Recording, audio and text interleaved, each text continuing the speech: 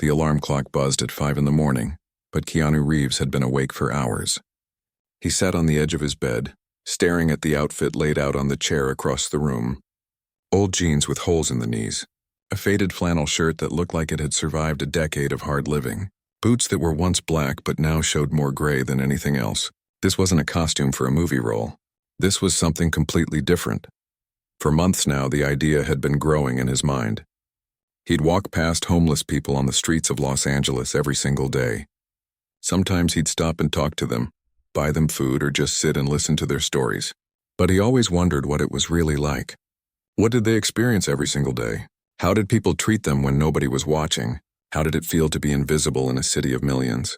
His manager had called him crazy. His publicist practically begged him not to do it.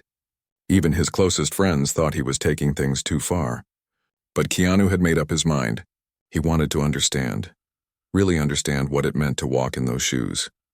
The makeup artist arrived at 6. She was someone he trusted completely, someone who had worked on his films for years. She knew how to transform people, and today she had one of her biggest challenges yet, making one of the most recognizable faces in Hollywood completely unrecognizable. She started with his skin. Years of movie magic had taught her how to age someone, how to make them look weathered and worn down by life. She added lines around his eyes, made his skin look drier and more tired. She worked dirt into his fingernails, the kind of dirt that doesn't come off easily, the kind that tells a story of sleeping rough and going days without a proper shower. His hair was next. Usually neat and well-groomed, she messed it up completely. She added some gray, made it look greasy and unwashed. She even rubbed some dirt into it. When she was done, he looked like someone who hadn't seen a barber in months. The clothes came last.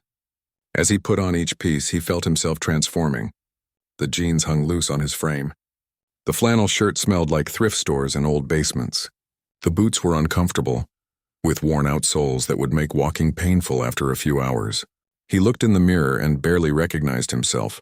His security team was not happy about any of this. They'd spent years keeping him safe, and now he wanted to go out into the city looking like this with minimal protection. They argued for an hour, but finally agreed to a compromise. They'd set up hidden cameras at the location. They'd have people positioned nearby, close enough to help if something went wrong, but far enough away that they wouldn't blow his cover. The location was a McDonald's on a busy street in downtown Los Angeles. Not too fancy, not too rough, just a regular place where regular people went for their meals. The kind of place where everyone from business people to construction workers to students would pass through during the day. Keanu grabbed a worn backpack that the costume department had prepared. Inside was just the basics: a few dollars in coins and crumpled bills, an old water bottle, some tissues. Nothing that would seem out of place for someone living on the streets. Before he left, he sat in his car for a moment. His nice car, the one he'd have to leave behind for the day. He thought about all the times he'd driven past people who looked exactly like he did right now. Had he really seen them? Had he really understood their struggle? Or had he, like so many others, just felt momentary sympathy before driving on with his comfortable life? The drive to the McDonald's felt longer than it should have. Every red light gave him time to think about what he was doing. Part of him wondered if this was a mistake. What if someone recognized him? What if this whole thing backfired? What if he was just playing at poverty, treating someone else's real suffering like a game? But another part of him knew this was important. He'd spent his whole life being treated with respect, being seen, being heard. People opened doors for him, literally and figuratively. He'd never experienced what it was like to be ignored, to be treated as less than human, and he needed to know. Not for a movie role, not for publicity, but because he genuinely wanted to understand. He parked several blocks away from the McDonald's. As he got out of his car, he took a deep breath. From this moment on, he wasn't Keanu Reeves, the movie star. He was just another person struggling to get by, another face in the crowd that most people would rather not see. The walk to the restaurant was eye-opening from the very first steps. People on the street moved away from him. Not obviously, not dramatically, but they did. They'd see him coming and subtly shift their path to avoid getting too close. Some people looked right through him as if he didn't exist at all. Others glanced at him quickly before looking away, their faces showing discomfort or disgust. A woman walking her dog pulled the leash tighter when he passed, moving her pet to the far side of her body. A businessman in an expensive suit checked his watch and suddenly remembered he needed to cross the street, even though the light was against him. A group of teenagers laughed, and one of them said something he couldn't quite hear, but the tone was clear enough. He was still 2 blocks away from the McDonald's, and already he felt it. The weight of being unwanted. The sting of being judged before anyone knew anything about him. The crushing sensation of being treated like a problem that needed to be avoided, rather than a person who deserved basic dignity. His feet hurt in the worn-out boots. The morning sun was already getting hot, and the flannel shirt was too warm. He was thirsty, uncomfortable, and feeling more alone than he'd felt in years. And his experiment had barely even started. As the golden arches of the McDonald's came into view, Keanu straightened his shoulders and kept walking. He'd committed to this, and he was going to see it through. Whatever happened next, he was ready to experience it, ready to learn what it really meant to be invisible in plain sight. The automatic doors slid open as he approached. The air conditioning hit him like a cold wave. Inside, the restaurant was already filling up with the breakfast crowd. People in business clothes grabbing coffee before work. Construction workers ordering hearty meals. Students with backpacks tapping away on their phones. Keanu stepped inside, and his new reality was about to begin.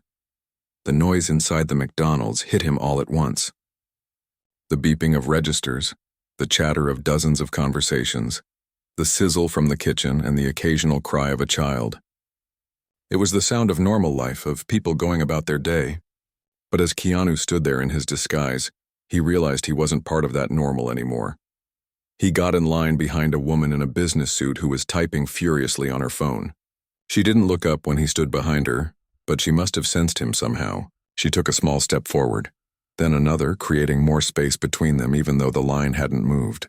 The smell of his unwashed clothes must have reached her because she wrinkled her nose slightly and shifted her bag from one shoulder to the other, holding it tighter against her body. The line moved slowly. Every few minutes, someone would join the queue behind him. Each time he could feel their hesitation. One man actually looked at the line, saw Keanu, and decided to use the self-service kiosk instead, even though those machines had a line of their own. A young couple got in line behind him with their toddler. The little boy, maybe 3 years old, stared at Keanu with wide, curious eyes. Kids always stared, not with judgment but with innocent curiosity. But then the father noticed where his son was looking and quickly distracted him with a toy, turning his attention away. The mother put her hand on the boy's shoulder, gently steering him to face the other direction. Keanu had been in this line for nearly 10 minutes now, and something strange kept happening. The cashiers would call out, "Next," but they wouldn't make eye contact with him. They'd look past him to the person behind, or they'd suddenly need to check something on their register, or they'd wave someone from another line to come to their counter instead. It was as if he was standing behind an invisible wall that nobody wanted to cross. Finally, a young cashier who looked barely out of high school glanced his way. Her name tag said Crystal. She looked uncomfortable, her smile not quite reaching her eyes. She kept her gaze fixed somewhere around his chin, never quite meeting his eyes. "Can I help you?" she asked, her voice flat and rushed. Keanu stepped up to the counter and asked for a coffee. "Just a simple black coffee." His voice came out rougher than usual, partly from staying in character and partly from the emotions he was already feeling. "That'll be $2.49, Crystal said quickly. He pulled out the crumpled bills and coins from his pocket. His hands shook slightly as he counted out the money, making it take longer than it should have. Behind him, he heard a man sigh loudly. Someone else muttered something under their breath. Crystal's hand was already out, waiting. When he finally placed the money in her palm, she was careful not to let their fingers touch. She counted it quickly, her face showing relief when the amount was correct, as if she'd been expecting some kind of problem.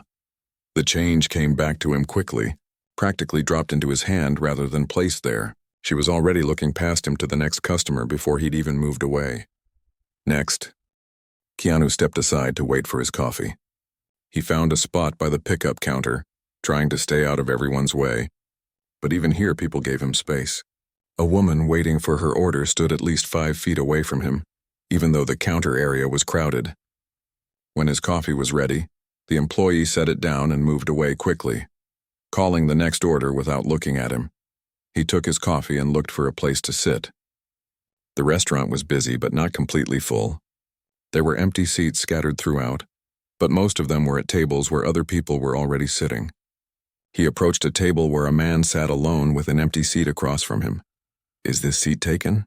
Keanu asked quietly. The man looked up from his phone and his face registered something between surprise and discomfort. Yeah, actually. I'm waiting for someone." Keanu nodded and moved on. He asked the same question at 2 more tables and got similar responses. One woman just shook her head without speaking. An older gentleman said, "I'd rather you didn't," in a tone that left no room for discussion. Finally, he found an empty table in the corner near the restrooms. It was probably empty because it wasn't a desirable spot, but right now it felt like a small victory. He sat down carefully, trying not to draw attention to himself, and wrapped his hands around the warm coffee cup. From this position, he could watch the whole restaurant. Families laughing together, friends catching up over breakfast, business people having meetings over coffee. Life was happening all around him, but he wasn't part of it. He was just an observer, separated by an invisible barrier that his appearance had created. A manager walked past his table, slowing down to look at him. The man's eyes were assessing, calculating. Was he a problem? Was he going to cause trouble? The manager didn't say anything, but Keanu could feel the suspicion hanging in the air. The man walked away but glanced back twice, keeping watch. Keanu sipped his coffee slowly. It was hot and bitter, not very good, but it gave him something to do with his hands. He noticed how other customers would look in his direction and then quickly look away. Some teenagers a few tables over were talking and giggling, stealing glances at him. He couldn't hear what they were saying, but their body language said enough. A security guard entered the restaurant for his regular round. Keanu had seen enough of these places to know that guards checked in periodically, making sure everything was calm, but this guard's attention went straight to him. The man stood near the entrance, arms crossed, watching. Not threatening, not approaching, just watching. The message was clear. "I see you. I'm watching you. Don't try anything." The coffee was getting cold, but Keanu kept holding it, kept sitting there. This was the whole point of the experiment, to feel what this was like. And it was harder than he'd imagined. He'd been here less than an hour, and already he felt the weight of constant judgment, constant suspicion, constant rejection. A woman walked past his table to get to the restroom, and she held her purse so tightly that her knuckles turned white. A group of high school students got up from a nearby table, and one of them made a show of checking his pockets as if to make sure nothing was missing, even though Keanu had been sitting far away from them the entire time. The morning crowd was starting to thin out. People were heading to work, to school, to wherever their lives were taking them. But Keanu stayed in his corner, experiencing what it meant to be unwanted. Every ignored glance, every wrinkled nose, every person who chose to stand rather than sit near him, it all added up. Each small rejection was like a tiny cut, and together they were starting to wound him deeply. He thought about the people who lived this reality every single day. Not for an experiment that would end in a few hours, but for years, maybe for their entire lives. How did they survive it? How did they maintain any sense of dignity or hope when the world treated them like they were less than human? His phone buzzed in his pocket, hidden away. Probably his security team checking in, but he didn't take it out. Right now, he wasn't a famous actor with people looking out for him. Right now, he was just another person that society had decided to ignore, and he needed to feel that completely. The lunch rush was beginning. Keanu had been sitting in the same corner for hours now, nursing what had to be his 3rd or 4th refill of coffee. The cashiers had changed shifts, and the new crew eyed him with the same suspicious looks as the morning staff had. He was taking up space, a table that could go to paying customers, though the restaurant wasn't so full that anyone truly needed his spot. He watched a family come in through the doors, a mother, a father, and their daughter who looked to be about 7 years old. The little girl had pigtails and was wearing a bright yellow dress that seemed to capture every bit of sunshine in the room. Her parents ordered their meals while she hopped from foot to foot with excitement, the way kids do when they're happy and full of energy. They got their food and found a table not too far from where Keanu sat. The little girl swung her legs under the chair, talking animatedly about something that happened at school. Her mother opened up the Happy Meal box and started setting out the food. Chicken nuggets, fries, apple slices, and a small toy still in its wrapper. Keanu tried not to stare, But there was something about watching normal family life that made his current situation feel even more isolating. Here was everything he wasn't part of right now. Warmth, belonging, being seen and loved and cared for. Then something unexpected happened. The little girl looked over at him. Not a quick glance like the adults had been doing all morning, but a real look. Her eyes were brown and curious, without any of the judgment he'd been seeing in everyone else's faces. She said something to her mother, too quiet for Keanu to hear. The mother looked over at him and her expression changed. Not to disgust or fear, but to something softer. Concern, maybe. She leaned down and whispered something to her daughter, who nodded seriously. The father was busy with his burger and didn't seem to notice the exchange. The little girl climbed down from her chair, and before her mother could stop her completely, she walked over to Keanu's table. She was holding her Happy Meal box in both hands, and there was determination in her little face. "Excuse me, sir," she said in that clear, high voice that children have. "Are you hungry?" Keanu felt something catch in his throat. Up close, he could see that her dress had little flowers embroidered on it, probably done by hand. She smelled like strawberry shampoo and innocence. "I'm okay," he managed to say softly, but she was already opening her Happy Meal box. She carefully took out 3 of her chicken nuggets and placed them on a napkin. Then she set the napkin on his table, with the seriousness of someone performing an important duty. "My mom says that when we have enough, we should share with people who might not have enough," she explained. "And I have enough. I can't eat all 6 nuggets anyway." Her mother had come up behind her now, and Keanu expected to see embarrassment or anger. Instead, the woman's eyes were kind. She put her hand on her daughter's shoulder, but not to pull her away. Just to be there with her. "I'm sorry if she's bothering you," the mother said, but her tone suggested she wasn't sorry at all. "We try to teach her to notice people who might need help." "She's not bothering me," Keanu said, his voice rough with emotion that had nothing to do with the character he was playing. "Thank you. Both of you." The little girl beamed at him, clearly proud of herself. Then she skipped back to her table, and the mother followed, giving him a small smile before she turned away. The father finally looked up from his phone, seeming confused about what had just happened, but his wife patted his hand and said something that made him look over at Keanu with a nod of understanding. Keanu stared at the 3 chicken nuggets sitting on the napkin in front of him. Such a small thing, such a simple gesture, but after hours of being treated like he was invisible or threatening or disgusting, this tiny act of kindness hit him like a wave. He had to blink several times to keep tears from forming. He ate one of the nuggets slowly, savoring not the taste but the meaning behind it. Here was proof that kindness still existed, that not everyone looked at someone struggling and turned away. The afternoon continued, and something had shifted. Maybe it was the little girl's gesture that had broken something open in him, or maybe it was just time. But Keanu found himself noticing other moments he might have missed before. An older man came into the restaurant, moving slowly with a cane.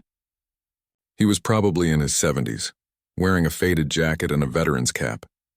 He ordered his food and looked around for a place to sit. Most people were avoiding eye contact with him too, maybe because he looked like he might move slowly or need help. But the old man looked right at Keanu and started walking toward his table. Without asking permission, he sat down in the empty chair across from him. He set down his tray, which held a senior coffee and a breakfast sandwich.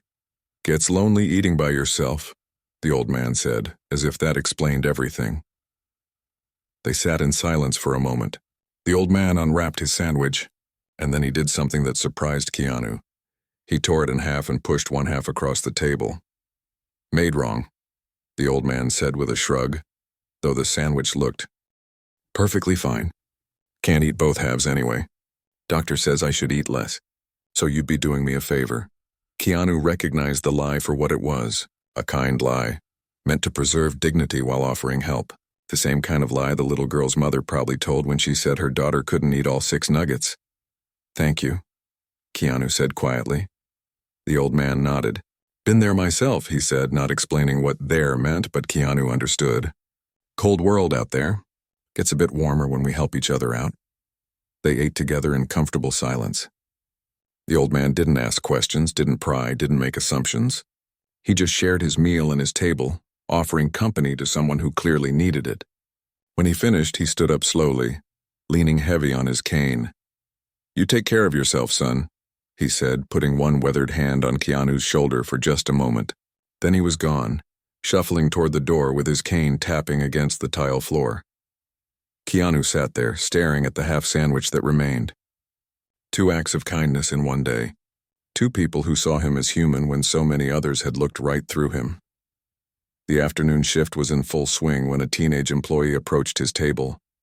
She was maybe 16 or 17, with her hair pulled back in a ponytail and an uncertain expression on her face. She set down a tray in front of him.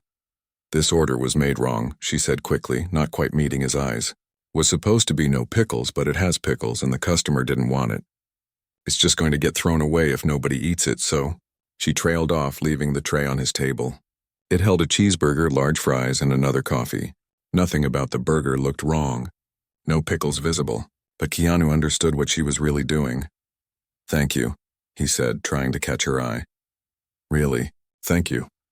She gave him a quick, shy smile and hurried away, back to the safety of being behind the counter. But she'd done it. In her own small way, she'd seen someone who might be hungry and found a way to help without making it feel like charity. Keanu looked at the food in front of him. The 3 chicken nuggets from a 7-year-old girl, half a breakfast sandwich from an elderly veteran, a full meal from a teenage girl who probably made minimum wage. These people had so little compared to the life he actually lived, and yet they'd shared what they had. Meanwhile, people in expensive suits had walked past him with disgust. People with plenty had moved away from him like he was contaminated. The ones who had the most had given the least, and the ones who had the least had given the most. The weight of that realization settled over him like a blanket. This experiment was teaching him something profound about human nature, about kindness, about who really understood what it meant to help someone in need. The late afternoon sun was starting to slant through the windows when things took a turn. Keanu had been at the McDonald's for almost 7 hours now, and his corner table had become his whole world. He'd experienced kindness from unexpected sources, but he was about to see something darker, something that would test whether he could keep up this experiment or whether he'd break and reveal who he really was. It started with a group of teenagers who came in loud and laughing. 5 or 6 of them, probably around 16 or 17 years old. They wore expensive sneakers and carried phones that cost more than some people's monthly rent. They ordered their food and found a table in the middle of the restaurant, where they could be seen and heard by everyone. At first, they just ate and joked around like any group of friends.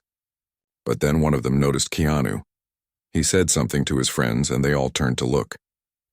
The laughter changed. It became meaner, sharper, the kind of laughter that cuts. One of them took out his phone and started recording. Another one joined in, and soon several phones were pointed in Keanu's direction. They weren't even trying to hide it. They were documenting their entertainment, capturing footage of the homeless man in the corner for whatever social media posts they'd create later.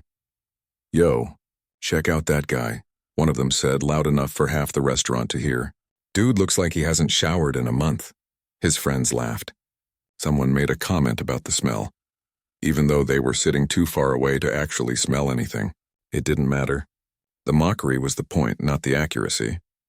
Keanu kept his head down, trying to ignore them. This was part of the experience, he told himself. This was what people went through every day. But knowing that didn't make it hurt any less. One of the teenagers stood up.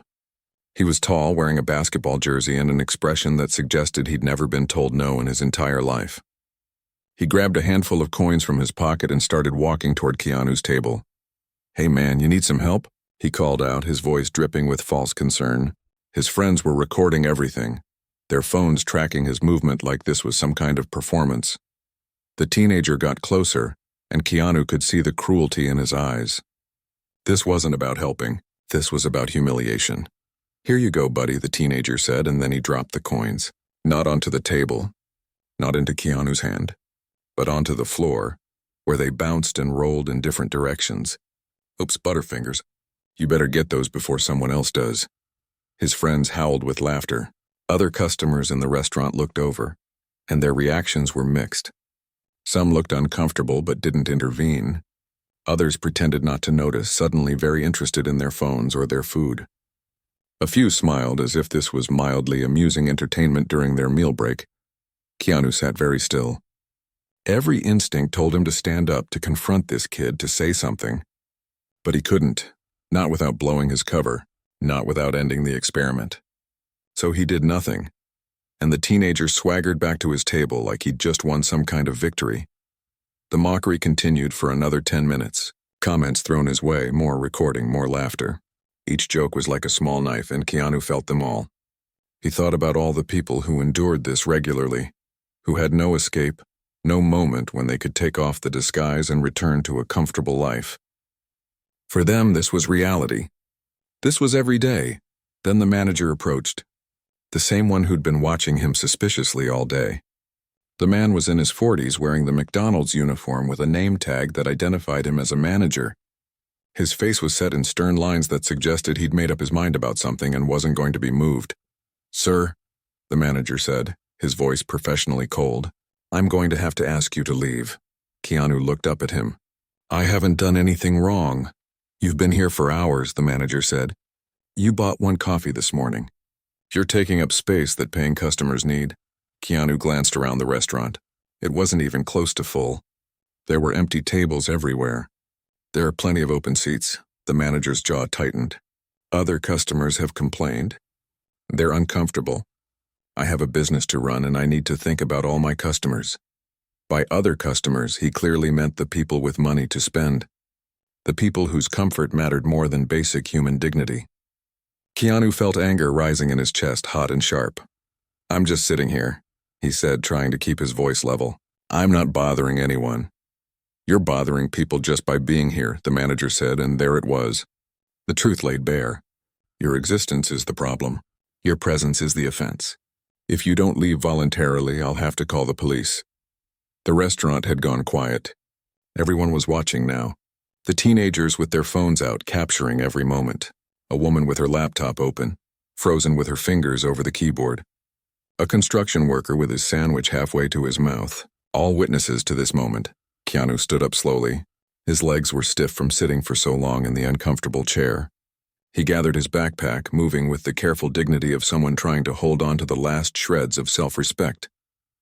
"I'm leaving," he said quietly. As he walked toward the door, he felt every eye on him. The teenagers were still recording, narrating his exit like it was a highlight reel. The manager followed a few steps behind, making sure he actually left. Other customers watched, some with pity, some with relief, some with complete indifference. Keanu reached the door and put his hand on it, ready to push it open and leave. But something inside him broke. He couldn't do it. He couldn't just walk away and let this stand. Not the humiliation from the teenagers. Not the ejection by the manager. Not the silent acceptance of everyone who'd watched it happen and done nothing. He turned around. The whole restaurant was still watching, waiting to see if there would be more drama, more entertainment. The manager looked ready to make good on his threat to call the police. And in that moment, a young woman who'd been working on her laptop in the corner suddenly stood up. She'd been there for hours too, Keanu realized. She'd seen everything. She walked closer, squinting at him like she was trying to solve a puzzle. Her eyes went wide. Her mouth opened in shock. Her laptop bag slipped from her shoulder and hit the floor with a thud. "Oh my God," she said, and her voice carried across the silent restaurant. That's Keanu Reeves." The words hung in the air like a bomb waiting to explode. For a moment, nobody moved. Nobody breathed. They all just stared, trying to reconcile what they'd been seeing all day with what they were hearing now. The manager's face went from stern to confused to horrified in the space of 3 seconds. The teenagers stopped recording, their phones slowly lowering as realization dawned. The other customers pulled out their own phones, but now it was for a different reason. Not to mock, but to verify. Keanu pulled off his wool beanie, running his hand through his messy hair. In the better lighting near the door, with the hat off, his features became clearer, the distinctive face that had been on movie posters around the world. The same face they'd been ignoring and mocking all day.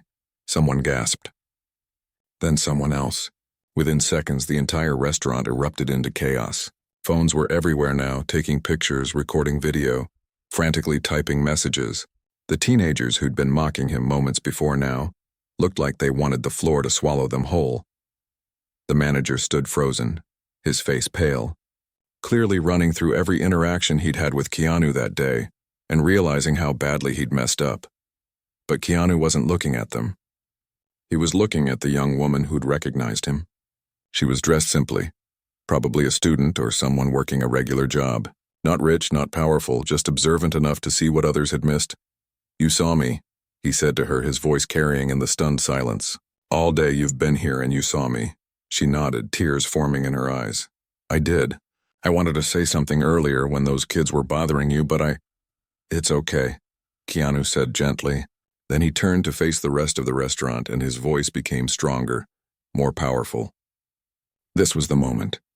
The moment when everything he'd experienced would either mean something or mean nothing at all. Keanu looked around the restaurant at all the faces staring back at him. The same faces that had ignored him, avoided him, judged him all day long. Now they were seeing him, really seeing him. But it was too late. The lesson had already been taught. "I've been here for 7 hours," he said, his voice quiet but clear. Every person in the restaurant was hanging on his words. 7 hours sitting in that corner, and I was the same person the whole time. The same person standing here right now. The only thing that's changed is that now you know my name. The silence was absolute. Even the kitchen had gone quiet, staff members coming out to see what was happening. "All day people walked past me like I was invisible," Keanu continued. "Parents pulled their children away from me. People moved to different tables rather than sit near me. Some of you held your bags tighter like I was going to steal from you. Security watched me like I was a criminal, and all I did was sit there. Just exist in the same space as you." His eyes moved across the crowd, not with anger but with sadness. The teenagers who'd mocked him were staring at their shoes, unable to meet his gaze. One of them had tears running down his face. "You," Keanu said, looking at the manager. "You asked me to leave because other customers were uncomfortable." Uncomfortable with what? With poverty? With someone who looked different from them? With being reminded that not everyone has it easy? The manager opened his mouth, but no words came out. His face had gone from pale to red and sweat was beading on his forehead. But then Keanu's expression softened. "But not everyone treated me that way. There was a little girl, couldn't have been more than 7 years old, who shared her chicken nuggets with me." He looked around until he spotted the family. They were still there, the mother holding her daughter close. She didn't see a homeless person. She saw someone who might be hungry, someone who needed help. The little girl buried her face in her mother's shoulder, shy now that everyone was looking at her, but her mother's eyes were bright with tears and pride. "There was an older gentleman," Keanu continued, "who sat down with me without asking permission, who shared his breakfast sandwich in his company. He told me the world was cold, but it gets warmer when we help each other out." Keanu's voice cracked slightly. He was right. He spotted the teenage employee who was standing near the counter with her hand over her mouth. "And there was a young woman who brought me food she said was made wrong. But it wasn't wrong. She just saw someone who looked hungry and found a way to help." The employee was crying now, and some of her co-workers put their arms around her shoulders. "These 3 people," Keanu said, "they didn't have much, probably less than most of you in this room. But they shared what they had. They saw a human being who might need help and they helped. No judgment. No questions. Just kindness." He turned to look at the people who had money, who were well-dressed, who had treated him like he was nothing. "But the rest of you? You had more than enough. More than you needed. And you gave nothing. Worse than that, you took. You took dignity. You took humanity. You treated someone like they were less than human because of how they looked." The words hit hard. Some people were crying. Others looked angry, defensive. But most just looked ashamed. One of the teenagers suddenly stepped forward. He was shaking, his phone clutched in his hand. "I'm sorry," he said, his voice breaking. "I'm so sorry. I recorded it all. I was going to post it online, make fun of you, get likes and comments. I'm disgusting. I'm so sorry." Keanu looked at him for a long moment. "Delete the videos," he said quietly. "All of them. And the next time you see someone who's struggling, remember how you feel right now. Remember that they're human just like you, that they deserve respect just like you, that their circumstances don't define their worth." The teenager nodded frantically, his fingers working on his phone. His friends were doing the same, deleting their footage with shaking hands. The hidden cameras had captured everything. Keanu's security team had been recording all day, getting footage from multiple angles. The whole experiment, from the moment he walked in until right now, was documented, and Keanu knew what he was going to do with it. "I did this," he said to the watching crowd, "because I wanted to understand. I've spent my whole life being treated with respect. Doors held open for me, literally and figuratively. People wanting to help me, to be near me, to hear what I have to say. And I wanted to know what it was like for people who don't get that treatment. People who are invisible unless they're being moved along or pushed out. He paused, making sure everyone was listening. Now I know. And you know what? It's worse than I imagined. The constant rejection, the suspicion, the way people look through you like you're not even there. It's crushing. It's dehumanizing. And people live with this every single day. The restaurant was so quiet you could hear the traffic outside. Keanu looked at the manager again. You were doing your job, he said, not unkindly. Following the rules about loitering, about making other customers comfortable. I understand that. But maybe it's time to think about different rules. Maybe it's time to think about what matters more, customer comfort or human dignity. The manager nodded slowly, tears visible in his eyes now too. I'm sorry, he managed to say. I'm so sorry. Keanu walked over to the table where the little girl and her family sat. He knelt down to be at the child's eye level. Thank you, he said to her. What you did today was braver and kinder than what most adults do in their whole lives. Don't ever lose that. The little girl smiled at him, her earlier shyness gone. My mommy says everyone deserves kindness, she said simply. Your mommy is right, Keanu said, looking up at the mother. Thank you for raising such a beautiful soul. He stood up and addressed the restaurant one last time. This video is going to be shared. The whole world is going to see what happened here today. Not to shame you, not to make you famous for the wrong reasons, but to start a conversation about how we treat people who are struggling, about what kindness really means, about the difference between looking at someone and seeing them. He moved toward the door again, but this time with purpose, with his head high. I'm going to donate $1 million to homeless shelters in Los Angeles, he announced. And I'm going to work with organizations to create job training programs, housing support, and mental health services. Because today taught me that we can do better. We have to do better. The door opened and several members of his security team came in. They'd been watching the whole thing, waiting for his signal. But before he left, Keanu turned back one more time. To the little girl, the old man, and the young woman who helped me today, he said, his voice full of emotion. You restored my faith in humanity. You reminded me that kindness isn't about having a lot. It's about giving what you can. Thank you. Within hours, the video was everywhere. Every social media platform, every news outlet, every corner of the internet. People around the world watched Keanu's experiment unfold. They saw how he was treated. They saw the mockery, the rejection, the kindness, and the revelation. The response was overwhelming. The conversation Keanu wanted to start exploded across the globe. People began sharing their own stories of being homeless, of being invisible, of being judged. Others shared stories of helping, of seeing, of choosing kindness. The McDonald's location became a landmark, but not for the reasons anyone expected. The manager, after a long night of soul-searching, implemented new policies. Staff training on treating all customers with dignity, a program to provide food to anyone who was hungry, regardless of ability to pay. Community partnerships with local homeless services. Other restaurants followed suit. The little girl's act of kindness inspired thousands of children to see people differently. Schools started programs teaching empathy and human dignity. The old veteran was found and honored for his lifetime of helping others. The teenage employee was offered a scholarship and became an advocate for treating service workers with respect. But more than any program or policy, something shifted in how people saw each other. The video served as a mirror, forcing everyone who watched it to ask themselves hard questions. How do I treat people who are struggling? Do I see them or look through them? Do I judge based on appearance? Do I choose convenience and comfort over compassion? Keanu's $1 million donation multiplied. People around the world contributed. Homeless shelters were built. Job programs were expanded. Mental health services became more accessible. Lives were changed, saved, transformed. And it all started because one actor was willing to give up his privilege for a day. To experience what it meant to be invisible. To feel the pain of rejection and the power of kindness. To prove that our treatment of the vulnerable says everything about who we are. The little girl's words echoed in everything that followed. Everyone deserves kindness. Such a simple truth spoken by a child, but powerful enough to change the world. Because when we finally see each other, really see each other, we remember something essential. We're all human. We all have worth. We all deserve dignity, and sometimes it takes becoming invisible to help others finally be seen.